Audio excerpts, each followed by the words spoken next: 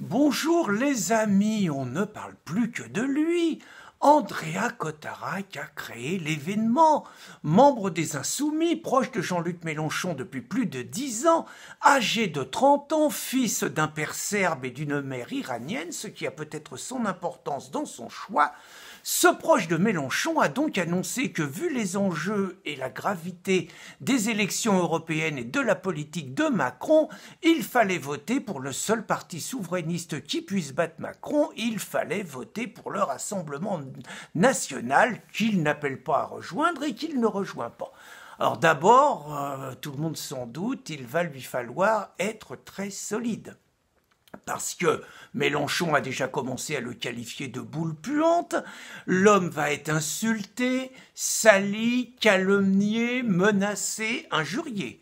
Ça ne va pas s'arrêter là, j'espère qu'il est solide professionnellement, parce que les méthodes des petits gauchos vis-à-vis de personnes comme lui vont être le harcèlement professionnel, comme ils ont fait vis-à-vis de Romain Espinot, leader identitaire, qu'ils ont fait virer du Crédit Agricole. Il faut donc s'attendre à des coups de fil particulièrement crapuleux contre son employeur.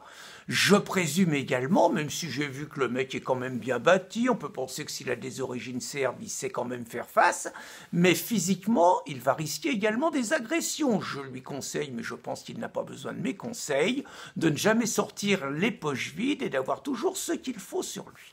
Bon, maintenant, naturellement, la calomnie, ça va être que c'est un traître, un salopard, un fasciste, un raciste, etc. En quoi serait-il un traître? Parce qu'à l'âge de 30 ans, il a compris la gravité de la situation, il a compris que Macron est en train de vendre la France aux grands groupes multinationaux, il est en train de comprendre que Macron a tué notre pays, et il a compris que seule une alternative patriotique à laquelle les insoumis, mais aussi l'ensemble de la gauche s'opposent en salissant le seul parti qui représente cette alternative, il a enfin compris donc qu'en salissant le seul parti, on faisait le jeu de Macron et on faisait le jeu des grands capitalistes qu'on prétend combattre. Donc il est lucide à 30 ans, chapeau bas pour son courage et chapeau bas pour sa capacité à aller au bout de ses idées. Maintenant, il ne faut surtout pas qu'il se laisse qualifier de traître, parce que lui, c'est pas un traître. Les vrais traîtres, c'est pas ça. Les vrais traîtres, c'est ce qu'on appelait l'UMPS avant, c'est ceux qui ont livré la France à l'Union européenne, c'est ceux qui ont fait voter Maastricht en 1992, c'est ceux qui ont trahi le vote des Français en 2005, c'est ceux à cause de qui notre pays aujourd'hui compte 6 millions de chômeurs, donc ceux qui ont cassé toute notre industrie, c'est ceux à cause de qui notre pays compte 10 millions de pauvres. C'est ceux à cause de qui notre pays a un endettement record.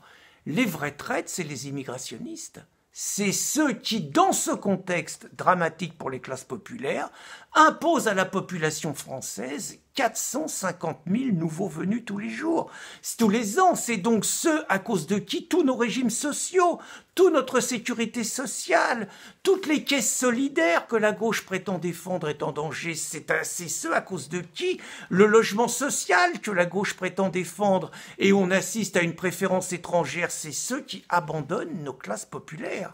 Les vrais traîtres, ce sont ceux qui déroulent le tapis rouge aux islamistes, ceux qui se prétendent laïcs et qui laissent un dogme politico-religieux remettre en cause tout ce qu'il y avait de beau dans nos valeurs et qui est incompatible avec leurs principes. D'abord, notre formidable laïcité, la séparation du religieux et du politique. Ensuite, notre liberté de parole, notre liberté de critiquer tous les dogmes. Ensuite, la place de la femme dans la société. Ensuite, la tolérance par rapport aux homosexuels. Ensuite, la liberté d'expression. Les véritables traîtres, c'est ceux qui mettent en danger ça en favorisant massivement la venue de nouvelles personnes sur notre pays, dans notre pays, un véritable État dans l'État totalement incompatible avec les valeurs glorieuses de la France. Mais les vrais traîtres, c'est aussi ceux qui livrent les travailleurs à la dictature écologique. Les vrais traîtres, c'est ceux qui laissent les éoliennes dénaturer, défigurer notre pays, nous faire payer plus cher l'électricité.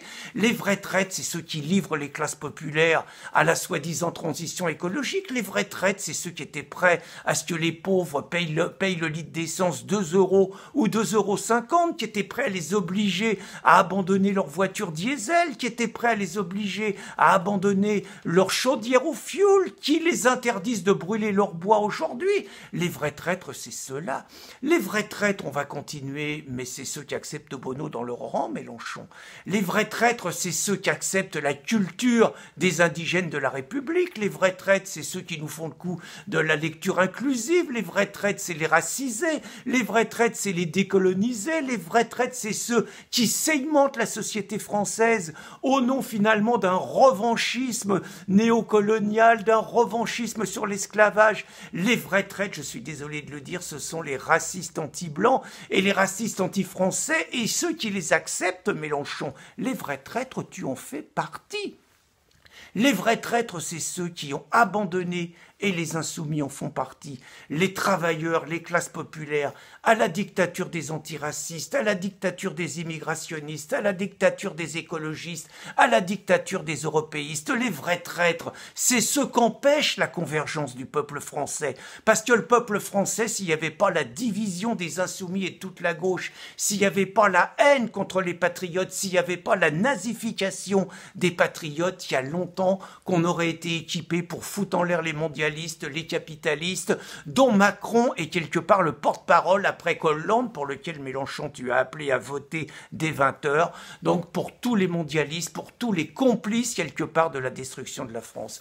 Alors Andrea Cotarac est un homme libre, chapeau bas devant son courage. Je crois quelque part qu'il s'est souvenu quand même, lui qui est de gauche, de 2 citations de Jaurès. La nation, c'est tout ce qu'il reste à ceux qui n'ont plus rien. Et lui, le fils de Serbe et d'Iranien, je crois qu'il a compris ça.